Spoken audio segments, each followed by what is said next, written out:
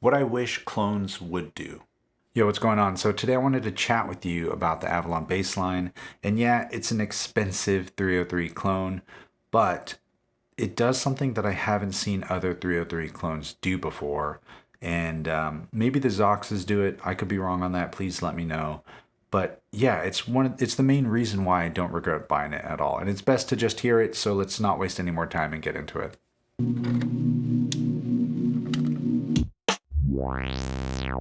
All right, so the Avalon Bassline is this I don't know, it's pretty expensive. I mean, it's like $1,000, probably more or less at the time of this video. I'm not really sure. Prices kind of vary. And it's awesome. I love it. I don't regret buying it at all. It's honestly, I think, the best 303 clone out there next to some of the Zox boxes. But I haven't had too much time with the Zox, and I've messed with a couple of the clones out there, and they don't do what this thing does. And that's this weird kind of correlation or like bias movement or pivot point, I don't know what you want to call it, of different parameters and knobs affecting other parameters. The easiest way to hear this is, of course, by me just doing it. So let me just let me throw in some notes really quick. So I'll hit record.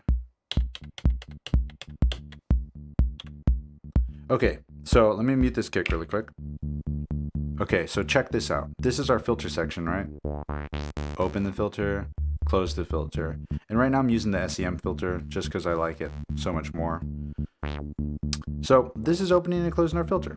Awesome. This is our VCF depth for our modulation amount, which you can apply to a step by hitting envelope time. But before I get into that, listen to this.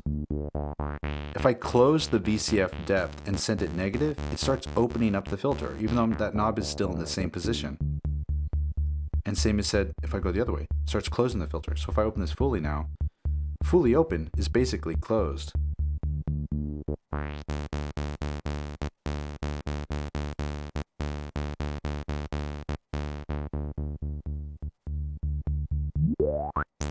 So that alone creates this weird way you play this thing and the way it starts to create rhythms with just a bass line. So watch. I'll set this one and I'll slide this one. Oh, I'll leave that there. That's fine. But the other thing to take note is the VCA depth also does this. So if I stop the sequencer and I just close the VCA depth, it just opens up the VCA. And if I play the sequence, so it's really trippy. And another thing to note is that the tracking kind of in a sense works the way tracking should work, but I feel like it's almost overemphasized, making higher notes open the filter more and lower notes close the filter more. This in combination with the envelope mod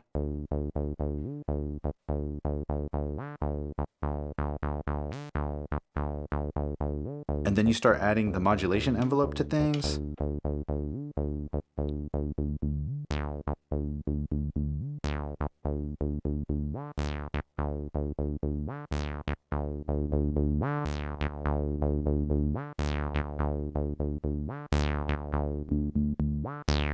Ooh, that's dope.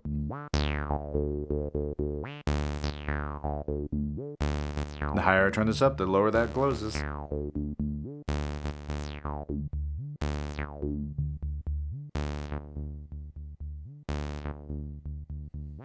Let's go opposite.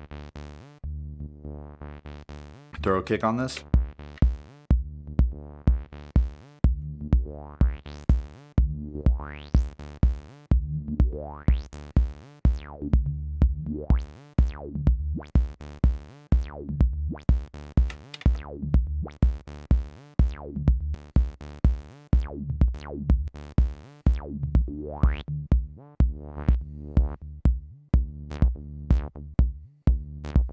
Oh.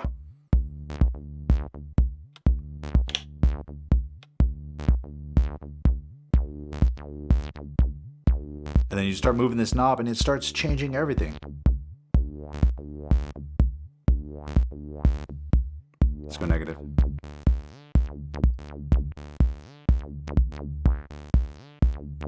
Change another out.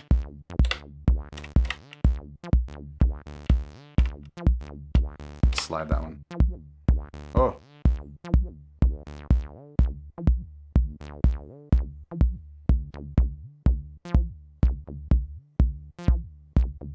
Turn the envelope down. So no longer plucking the filter, but we can start opening up our tracking.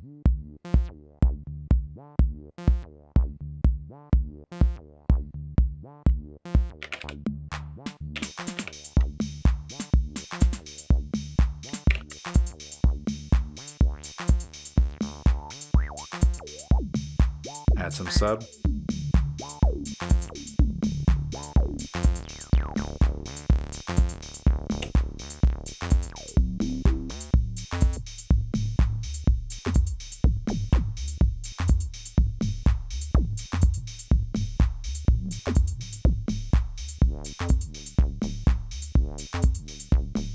Maybe do some weird 12 step.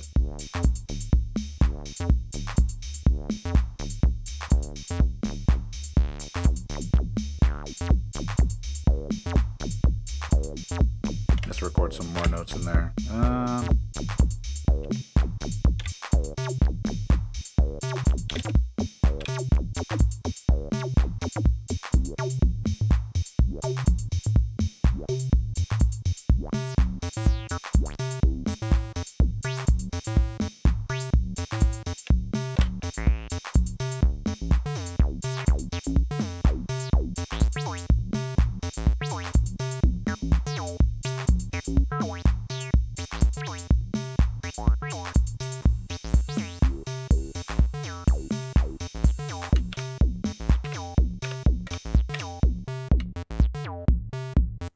But you hear how many weird rhythms were in there. I mean, sure, I changed up the sequence length and the pitch values and whatnot, but just messing around with a couple things, like we have this rhythm here. I'll just turn one knob, and it starts pushing everything else in different directions. We'll turn just the envelope mod, take this away, and turn our tracking down. Maybe lower the decay on this.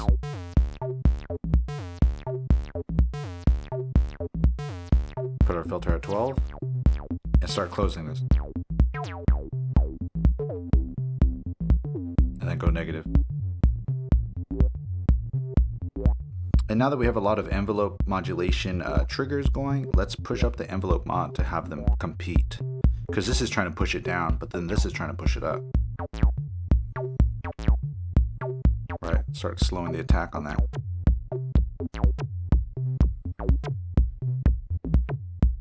Turn tracking up.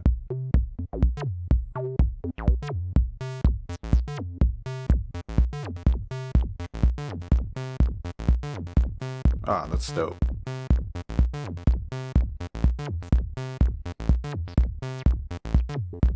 So where this really starts to shine is if I set the steps to, let's just say, 3 steps.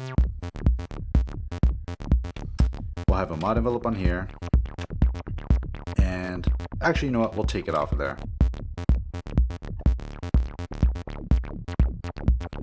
So we have a low note and a high note.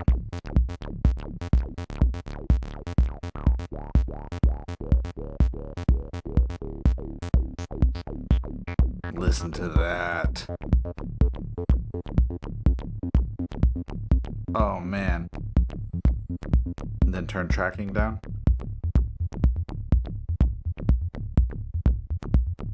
Yo.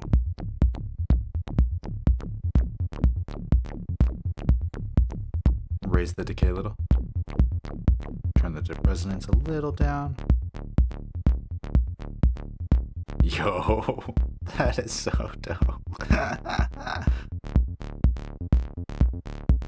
And you hear that high note trying to peak out. If you want the high note to peak out, turn tracking on.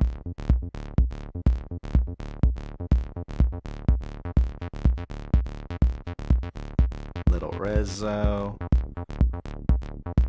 Yes. Let me select this track. Place this everywhere.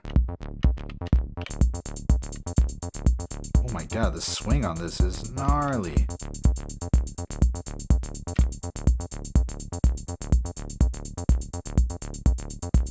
Envelope up a little.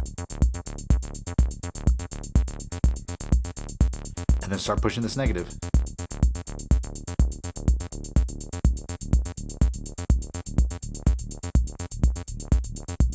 Less tracking. So we just went from emphasizing the low note to now we're just emphasizing the high note. We can kind of fine tune it with a little bit of attack. Maybe a little more decay.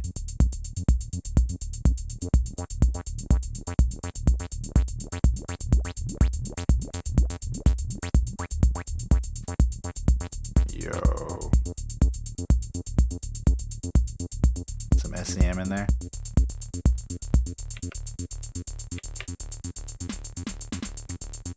Oh, that's why I don't have quantize on. There it is.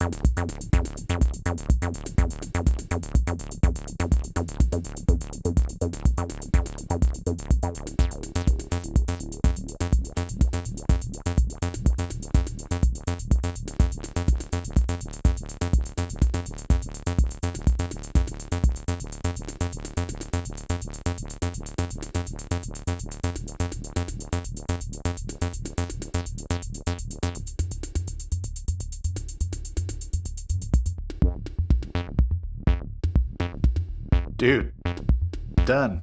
Game over.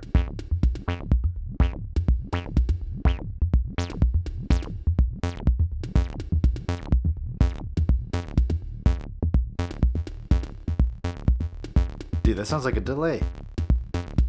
Let's go all the way. So what I'm changing here on this is a low pass to high pass kind of variable state filter. It's the SEM filter that Oberheim designed.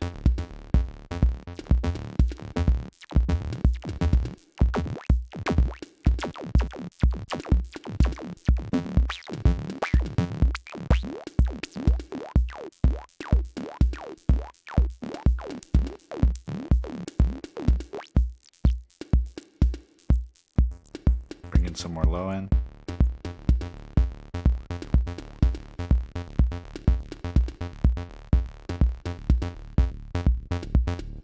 And we're back.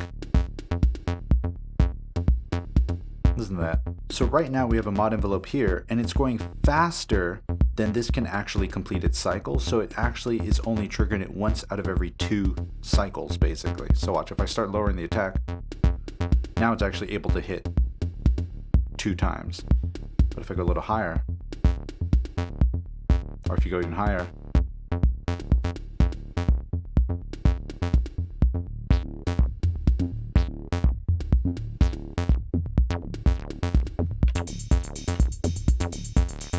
anyway, that's basically where I think this thing is really, really crazy, is that as you're trying to control and sculpt and make a sound, the way its parameters play off of one another push you in directions that you wouldn't normally go to, because you're turning one knob and you're almost moving 2, in some cases 3 knobs at the same time. That alone is, I think, one of the reasons why I enjoy this thing so much, is because I think I know what I'm doing and I'll do one thing and then something else just starts happening. Like, what is that? Right? It's just such a fun way to kind of explore the typical 303 acid sound. It reminds me of almost having 2 acid lines at once, because it starts kind of morphing easily between things. I mean, you just throw a kick on this. Boom, you got one rhythm right there. Turn tracking up. You got one rhythm right there. Turn this down. Got another rhythm there. Turn tracking down, mod envelope up. Another rhythm. Turn this up now. Maybe no attack.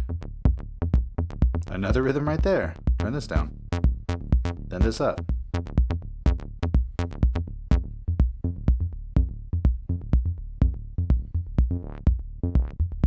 Another rhythm right there. So there's just endless kind of capabilities and possibilities. You got swing. I think it's 64 steps if I'm not mistaken. Section time. Yeah, 64 step sequencer. It's wild. Swing, din if you really need it. Bunch of CV stuff. And I mean, come on. This is the coolest thing ever. When was the last time you saw a Game Boy? It literally says game on here. Cartridge that's all analog that you can just pop into your machine and have it start working immediately. That is the sickest thing ever. But yeah, that's really it. Hopefully this inspired you to go try out some weird modulation, because I find it so important when it comes to kind of sculpting, creating, and just exploring new sounds. But yeah, I'm gonna be kicking it here for a bit. Thanks for stopping by. If you want to support the channel, got some synth merch here, but you just hanging out is more than enough. And yeah, I'll catch you next week. Share the love, share the knowledge. Knowledge is power. Peace.